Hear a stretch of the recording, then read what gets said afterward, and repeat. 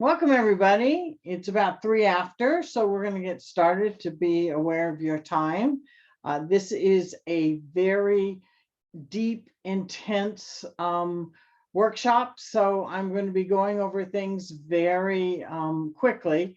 But welcome. We're going to be talking about plagiarism and how to avoid it. It's the 5th in our series and the last one. And there is a really good support website that we've created for this.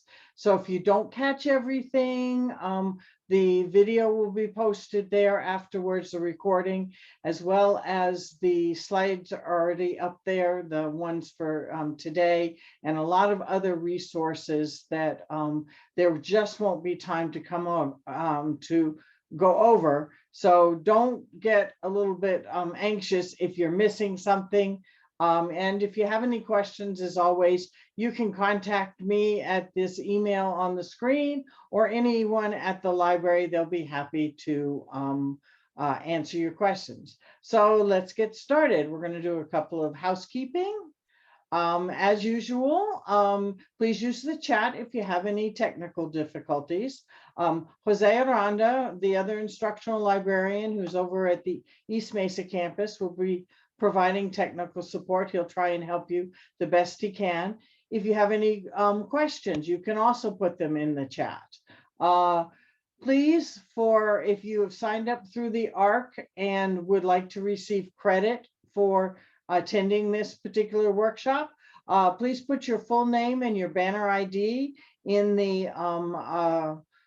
chat box so that they can verify that you're here. Like I said, it will be recorded. The slides are already posted on the support website, and I went ahead and put the link in the chat. I'll do it one more time for those of you who might have missed it. We will be referring to this website just a little bit during the presentation. If at all possible, please keep your microphone muted so as not to disturb the rest of the participants. But whenever you have a question, you can just go ahead and unmute your microphone and ask, and I will try to pause throughout the presentation just to make sure we capture all of the questions. And finally, the chat's there if you need it. So let us get started, talk about what we're going to cover. Again, I'm just going to mention the basic steps in the research process. We are towards the very end of it, and I will show you where it fits into the big picture. We're going to talk about the different forms of plagiarism. There are several, and then we're going to talk about steps for avoiding plagiarism. What can you as a student and a writer do to minimize unintentional plagiarism? We will talk about the difference between intentional and unintentional just briefly, but this presentation is aimed more for those students that are, oops, I didn't realize that was plagiarism, as opposed to just outright copying and pasting to get a paper done. So we are on step 7, cite your sources properly. From the previous presentations, 1 and 2 were here in this first section. 3 was here. 4, which was the last one we did, was here. Now you've already made your notes from your resources, you've written your paper, but now you need to incorporate what you have learned so that you give credit to those people who you are using as your resources. So now we're on step 7. What exactly is plagiarism? It is using someone else's ideas or words or information that they have collected and done the research on their own and not giving credit for it. Having it be your reader of your paper thinks it's your own ideas because you haven't given attribution, you haven't cited, you haven't told anyone else that these are not yours. It's using the citation format properly or improperly, and not using the quotations or putting the correct citation format in it. You can also plagiarize ideas and information, not just text. That's the thing that a lot of students don't realize, that it's not just someone else's words. It may be an idea that they have created or that they have written about, or some information that they have collected after doing a lot of research. So it's text, it can be images, photographs are all copyright. They belong to the person who took the picture. If they took the picture for a magazine and handed over the rights, it belongs to the magazine or the book. So those types of things, the things that you find on the internet, most of them probably are copyrighted material, and therefore you must give citations for them. You must give attribution. You must tell who they belong to. And it can be intentional or accidental. But this particular workshop is focused on not the intent to take someone's words and not give credit, but accidentally doing that. The intentional type of plagiarism is something completely different, and it falls into the realm of academic misconduct and a lot of other issues that we're not going to talk about. The ramifications for intentional plagiarism can be very far-reaching. Accidental, that's a little bit less. Hopefully the professor you're working with, or the whoever has said you have plagiarized, will work with you and use it as an educational opportunity, and then you are given the opportunity to correct your mistake, because that's what it is. It's a mistake. It's not something that you purposefully did.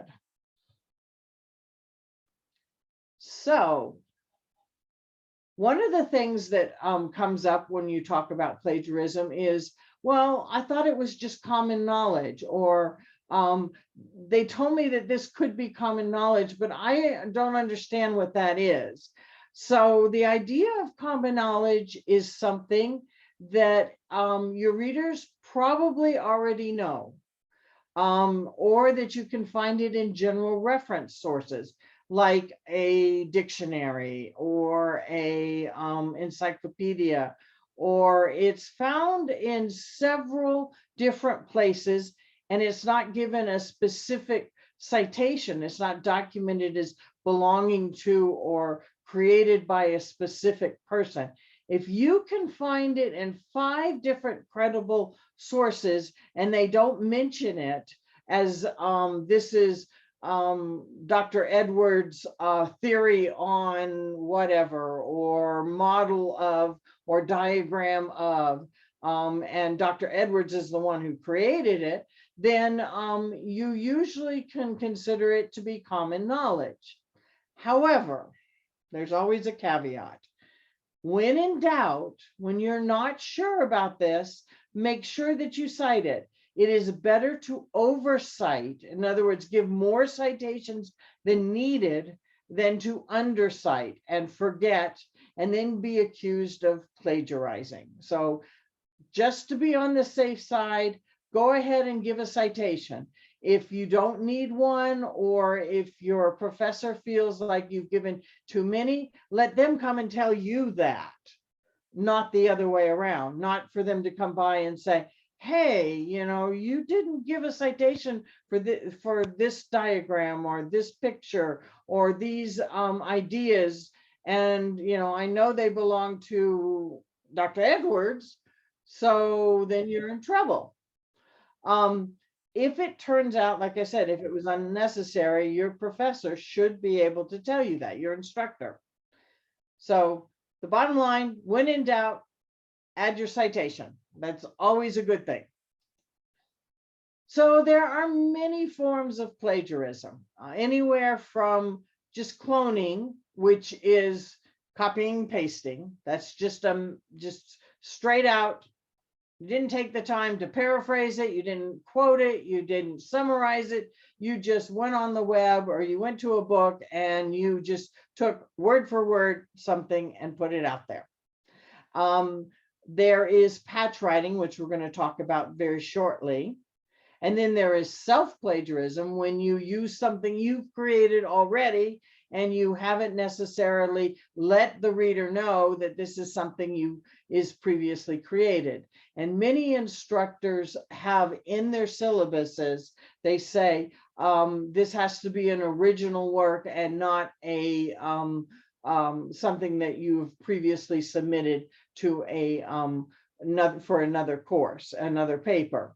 However, in that case, you may take portions of a paper you submitted, as long as you've reworked it and you let your professor know. So let's say you're in a second level composition course for English and you're expected to possibly, or better yet, let's say, you're in your second level composition class and you wrote a speech in your public speaking class, and you want to turn that speech into a paper. Okay, so you might want to send an email to your professor and say, hey, I did a really cool speech that I would like to turn into a paper that was in my speech class last semester. Can I do that? And you get permission. You have written permission, you can do that. So they can't come back and say, well, oh, I talked with, the public speaking professor, and I was telling them about this great paper you wrote, and they turned around and said, hey, well, that was their speech last semester.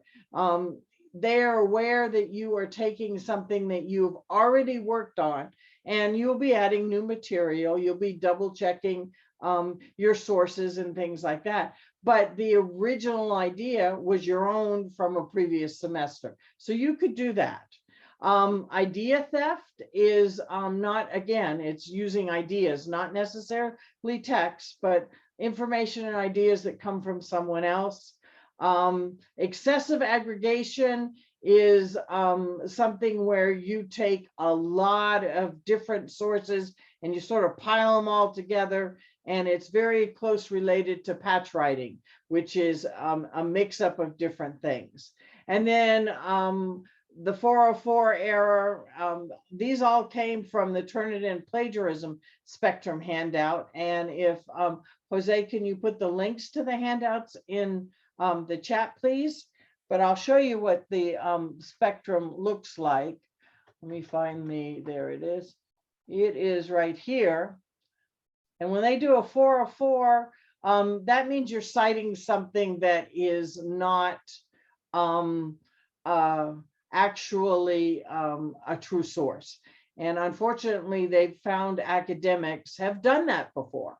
It's very low for undergraduate students to do it, but sometimes to beef up their publications, academics, professors, graduate students, and higher might do that. So don't make up a source, in other words. But this came from Turnitin, and if you came to the Turnitin presentation or you're aware of it, this is a originality checker is how they market it.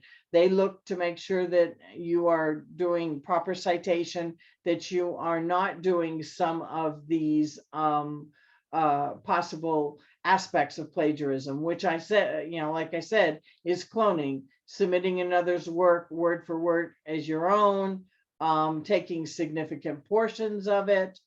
The find and replace is more about patchwriting, and we'll talk about that, and recycling. A hybrid is a combination of these. Anyway, this is a handout that you could look at and get more information about. But the mashup, which is quite similar to the find and replace, which is patchwriting, are pretty high on the spectrum, as you can see. The copying word for word or significant portions are put at the highest, and then the mashup is the next. So these are all types. Now over here, the plagiarism.org which is a site that I would recommend, and it's in our resources. They have a chart that you could follow here. It's a really good way for you to ask these questions. And if you get yeses, you probably, or no's, depending on what direction you're going, you could possibly figure out, okay, am I sort of moving my text over towards the plagiarism side, or am I keeping it on the originality side? And this is just a handy thing to keep available. And this particular one, and the wrong ones were sent here. Let me give them to you again. Here's a list. Sorry, that was from last one. So here's the ones that we're talking about right now. The plagiarism, this is the first one in the chat, is what I'm looking at now. This is the flow chart.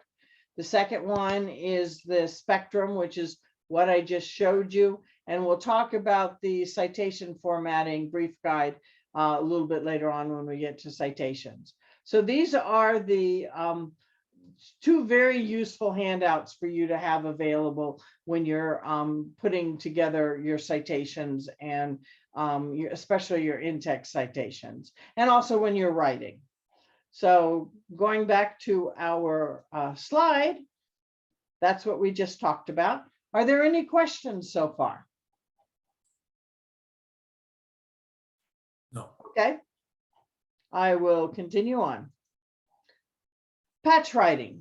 This is sort of a new thing. It's only been around for maybe about 5 or 6 years have it really become a thing. But what it is that you do a copy and paste of text from a source, and then you start replacing. You use synonyms, or you rearrange things a little bit. And let's say it's a quotation or a section you've copied that has a list of things at the end. And it says like X, Y, and Z, and you decide you want to change it. So now you say Y, X, and Z, or you say Z, X, and Y, but you use the same words, or you might use synonyms. It is so close to the actual idea or text of the original source that it's really not yours. You're not summarizing it. You're not paraphrasing it, because paraphrasing is not just using synonyms. It's a lot more complicated than that. And you're not putting quotes around it. So therefore, you are patchwriting. And this happens regularly. You're restating it using either the same language or the syntax, which is how the sentence is written, how the text is written. So this is something that students do on a regular basis, and it's not a good idea, and it's really it should be either summarized, paraphrased, or if you don't think you could do either one of those, then just quote it. It's much better than trying to do the patch writing and not giving attribution or a citation to who it came from. So we're going to talk about 3 ways to avoid plagiarism. And they're in the order starting with the best. The best is to summarize something. The next is, if you don't feel you can summarize it, you can paraphrase it. And paraphrasing might include some short quotes, but it's mainly your words giving a paraphrase of what the source said. And finally, quoting, if you like their wording too much, or you feel that they say it the best, then quoting is the next best thing, because then you're definitely using what they're having to say within yours. But the best way to do that is to have your idea first, maybe a quote in the middle, and then a summary of how that idea relates to your idea. There are different ways you can incorporate quoting so that it makes it so your paper is not just all a bunch of quotes from other people, but you are using the quotes to support what you're saying. So we'll start first with summarizing what it is. It's broad overview. It is, you've read an article, or you've read a section of a book, maybe a chapter, maybe a section of an article, but it's not just one paragraph or two paragraphs, but it's a lot larger chunk of text, and you are going to write about what you just read. It's usually very short compared to an article or a book chapter, and it's the main ideas and only the main ideas. It's not any of the details really. And you still have to give attribution, you still have to give credit because they're not your ideas, and you would put an in-text citation next to it, but you're just giving a broad overview of a topic. A lot of times this happens when you are trying to summarize maybe a school of thought or a general opinion about something. If you're writing an argumentative paper, you may, you may summarize what the argument against what you stand for is, and then the next part will be how you're going to refute or how you're going to answer back to that argument. But you might have summarized the arguments, and your citations would be where you got the individual people, your sources. Let's say you read 5 people and they all agreed that having legalized recreational marijuana is the best thing in the world. And so you would talk about that, you'd summarize what they all said together in one paragraph, and then your citations would be the 5 different individuals that you were summarizing. That's the way you would do for summary. Now, there is a step-by-step that will help you. First of all, you take a short passage or section. This is how you would do it as an example, but you can do it for larger groups of information. Read it carefully, take your notes. You want to find out the main idea, some of the supporting points, keywords and terms, because those are things that you might want to refer to in your summary. And you also need to think about, how do these ideas relate to what you are writing about? Then you put it aside and you only use your notes. You want to explain what you just read. What's the main idea of what you did? And then you talk about how those support or conflict with what you're writing about, what your topic is. And then you go back and you reread the original source to make sure you didn't misremember or forget anything that was important to what you're writing about. And then you check for similarity. How similar is what you wrote to what the author wrote? And if it's too similar, then you need to go back and you need to rework the parts that are too similar. Then you add the in-text citation somewhere within your text, and you check the style, if it's MLA, APA, Chicago, whichever one that you're writing with, the citation style. This is for practice. You can do this. There are several places out there that have exercises, and on the resource website, within each type of citation style, there are exercises that are links to places with exercises that you could practice if you thought you needed to. Any questions about summarizing? Told you it's very dense, but there's a lot of sources on the resource website. Now, paraphrasing, that's a little bit, summarizing is the best, paraphrasing is next.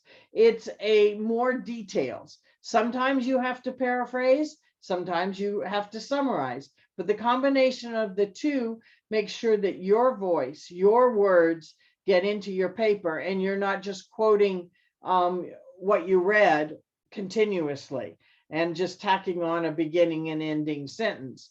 You are actually including your thoughts about what you read. So when you paraphrase, is you're borrowing from a source. Maybe it's an idea. Maybe it's they've summarized something and you really think that they've done a good summary. So you paraphrase their summary. It's writing the ideas in your own words again. Your own words is the key to both paraphrasing and summarizing, and to keep away from plagiarism. None of the original words should be present. Now, I told you earlier that there is a however. So when you start writing on a more higher level, sometimes the idea or a phrase that is important to a particular resource is the only way you can say it. So you could use that in quotes and give your citation next to it. Or if it's part of your paraphrasing, it possibly goes at the end, or you maybe some sort of in-text citation that gives attribution, that gives credit to that person. But those original words you might be able to use, but you always make sure that you put quotes around them, because that's not your words, that's their words. And the quotation tells your reader, these are not the person who wrote this paper or wrote this article or wrote this chapter in a book. When they put things in quotes and they put a citation next to it, the reader knows though that comes from someone else. It comes from the person that's in the citation. So they know that that information is not necessarily the original idea. Now, hopefully the original thoughts are surrounding that section. And the paraphrase again gives your ideas in your own words, and that's important. So there is a set of steps for paraphrasing as well.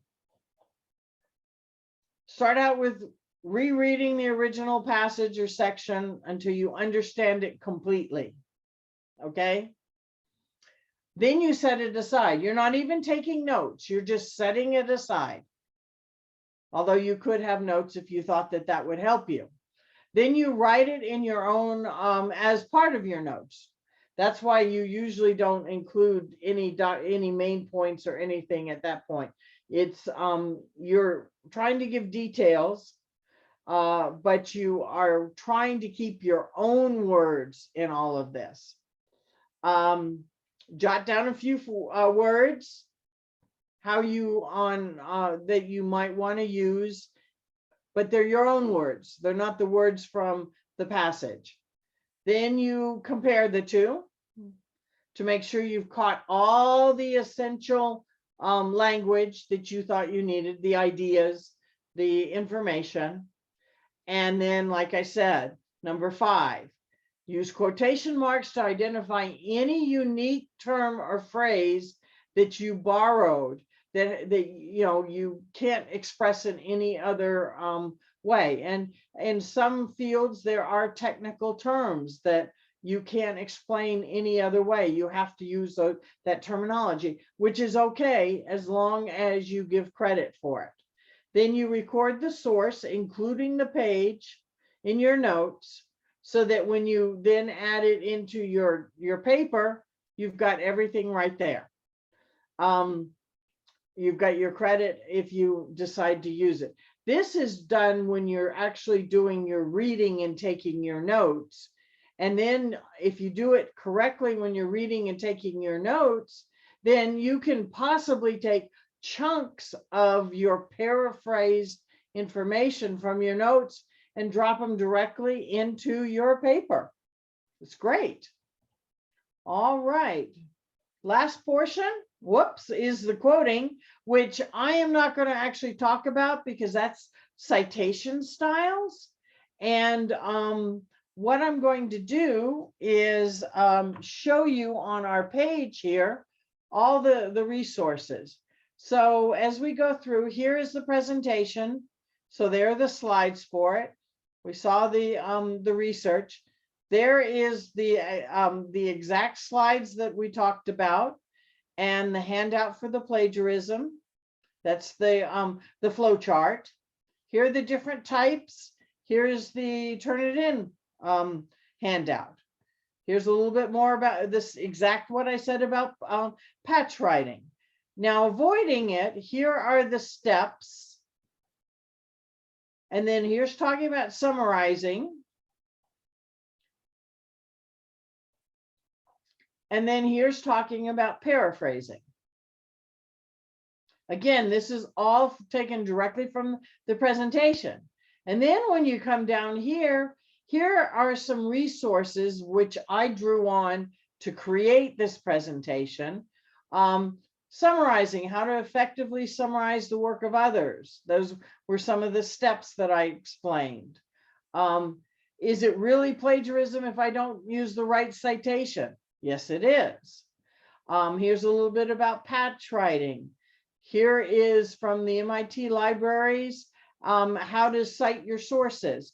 And then we talk about similarity, quoting, paraphrasing, and summarizing. Purdue Online Writing Lab, Purdue OWL, is the gold standard that we all refer to. Teachers, librarians, they have got a wonderful website about writing and citing and all of that information. And then there's some additional stuff down here, if that wasn't enough. And then the formats, these are slides that I just put on the resource rather than have them in the presentation to cut it down. But it talks about when to cite, how to cite, the different formats. And then we have our formatting guides that we have created at DACC. One of the things I did want to show you is when you are working with the databases, where do you get the information for your citations? Now, these are the two major vendors, Gale and EBSCO, we use, and this is the information and where you find it. So, and this is only for journal articles, not for books or other types of things, but they shows you exactly what you need for the two major publications, citation formats. Then individually, here's general information, including some videos, our research guides. We have a presentation by Jose previously on incorporating your sources. He talks a little bit about that. And MSU has one as well. And then if you are specific citation format, APA 7th edition is the most current, but some instructors are still using the 6th edition. And so that's why we provide both of them. And there's a bunch of additional resources. MLA just came out last year with their 9th edition, but some instructors are still using the 8th. So again, we have the resources here in case you need it. So citation formatting is really a formulatic process. You have to know what you have to cite and where it's located in your source, and then you just plug it in. So this is more along the lines of how do you keep yourself from getting in trouble and not accidentally plagiarizing? And I think that we are at the end. If you need help, you can always reach us. Those are the handouts, plus there are some links. And the presentation is in PDF format, so the slides will have these links or will be hot. These are all the sources I used, and they're also on the resource page. Again, more. We talked about the different types of plagiarism and how to avoid it. Our next presentation will be in 2 weeks. Jose Aranda will be doing Sharpening Your Critical Thinking Skills Part 2. I would highly recommend coming to that, because it's going to talk about how to recognize fallacies in arguments and how to avoid them and strengthen your argument when you're writing. So if you're writing an argumentative paper, or you're doing a debate or a persuasive speech, this would be a great presentation to come see, because he's going to talk about how to make your argument stronger. Finally, please fill out our survey. Jose put the link in the chat. We really appreciate it. And if there are any questions, I'll talk about them now. I'll try to answer them.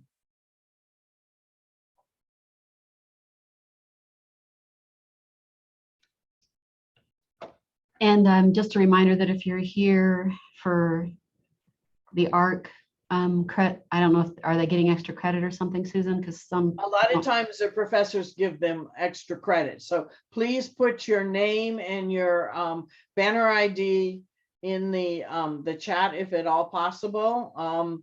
I don't know if you can send it directly to Coral Flores. If you don't feel comfortable posting that to everyone, you could send a direct link, message to her. I think I set her up as I can set her up as a co-host, so you can send, she'll be in your chat link, so you could do that as well. But that will make sure you get credit. I know she's very diligent about making sure she records everyone who comes, and that helps a lot. Well, if there are no questions, I appreciate you coming. This ends the 5 sessions. Anytime you have questions about what I've covered, be sure and email me, even if it's next semester, next fall. Yes, Jose. There is a question in the chat. Okay, when patchwork is seen, is it usually cited or uncited? It can be both, Natalie.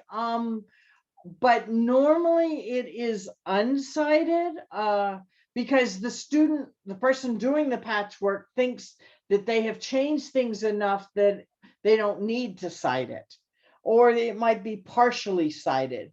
So they'll put a quote around a phrase that they took directly from, and then around the rest of it, they'll have put synonyms, or they've rearranged the structure of the sentence or something. And they won't give the citation as a full sentence citation. They only cite the quoted part. And this is something that a lot of us do. I mean, even experienced writers do. And it's really hard to paraphrase. It's really hard to summarize. And it's a skill that takes a lot of practice. But usually, I would say probably more often than not, it is uncited, because the student feels that they have changed enough that it should be their own words because they made changes. Does that answer your question? Okay, well, if you have any questions or you want someone to look at something, the Writing Center at NMSU is there. The ARC does help with writing, and if there is time, the library can help you. I have a question. Not sure. Yes. Okay, so let's say your assignment is a 5-page paper. Okay. But you're doing the research and stuff. About how much of that is your own stuff, because you have to do research in order to back up your paper. But how much of that paper is your stuff, and how much is that other people's stuff? Okay, there's a couple things. Are you talking about quotations, meaning their stuff, or how you are incorporating your resources? Well, I mean, if you had to paraphrase and summarize, then you're condensing a lot of the material that you're reading and stuff. Correct. So for a 5-page paper, you probably have a ton of stuff that you have to condense down to. Yes, that is true.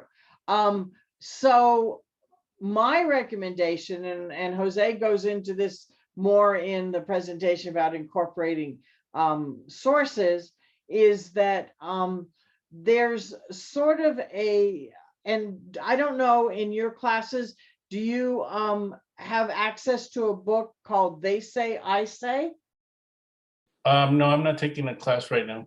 Okay, well, there is a really good book, and they have different versions of it, and I'll put it here. The primary author is Graf, but if you just put They Say, I Say into a search engine, it'll come up, and you can find, it's a tiny book. Anyway, it tells you about how you incorporate what other people say, that in a way that it supports you, because that's what it is, it's support. You're not writing a summary paper about what, you know, Professor Edwards said about whatever. You are writing a paper that you are focusing on information, and Dr. Edwards, Professor Edwards, is supporting you. So your voice is at the center of it. And they give some structures on how to use your sources to support your ideas. And so your center, your voice is in the center of it. Percentage wise, it all depends on the topic. A lot of assignments say, okay, I don't want you to have more than, you have to have at least 7 sources, 7 or more sources. Some instructors say, I don't want you to have more than 7 sources, because they're afraid of exactly what you're saying.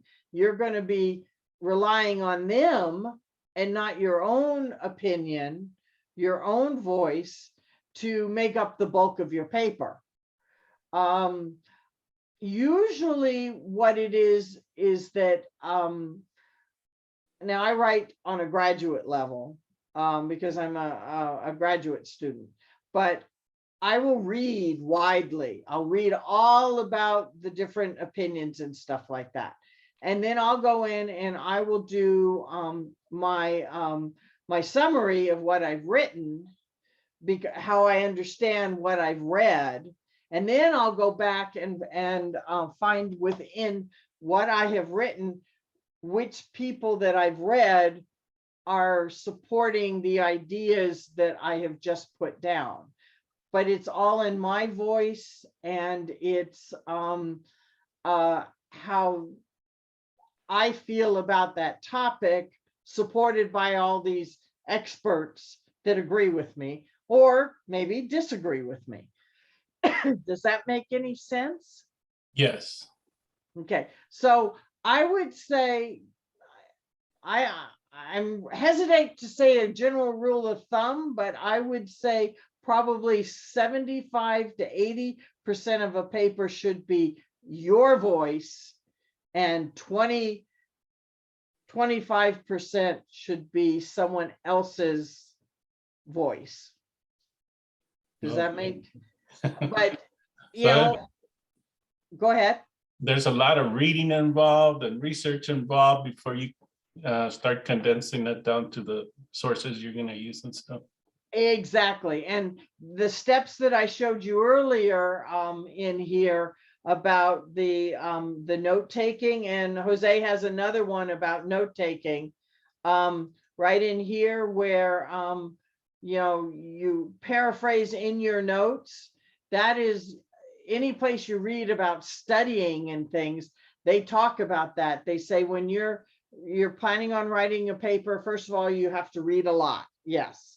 And as you're reading and taking your notes, you are paraphrasing what you're reading, and hopefully you will be able to take portions, sentences, maybe even several, and use them within your paper itself and expand on it a little bit.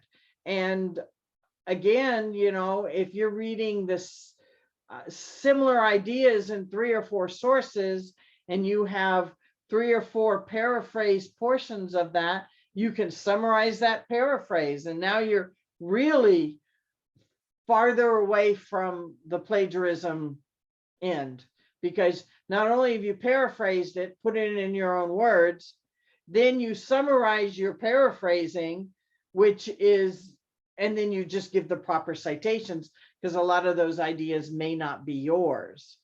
You know, but you talk around, you have, you know, your ideas, someone else's ideas, and then your ideas. You know, how does, you know, you've got your idea, this person supports or doesn't support that idea next, and then your conclusion that talks about why that resource that you were using was important to your idea. That's just one of the, and they say, I say, have a lot of templates in there that help you, like if you want to, you know, do certain, it's got a lot of phrases that you can use, a lot of transition words. It's just a really good writing tool. And eventually you'll internalize a lot of those ways of writing, so that you won't even need it, because you'll have learned, you know, the, I won't call it format, but it is like a template.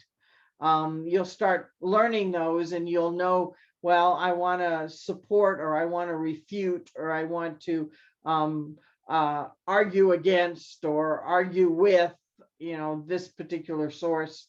And I use this, and they'll tell you, okay, if your comment is against what a resource says, you could use this structure of writing. Excuse me. So I hope that helps. Yeah, it does. Thank you very much. Well, if you have anything you want to be looked at, like I said, the ARC has people there. NMSU has a writing center, and at the, if you know, if there's time available, one of us at the library could help you. I mean, we're not an editing service, obviously, but if you have a question and you're saying, hey, is this patch writing or not? And you send us a paragraph or two, we could help with that. I mean, the ARC gives much more extensive though. Any other questions?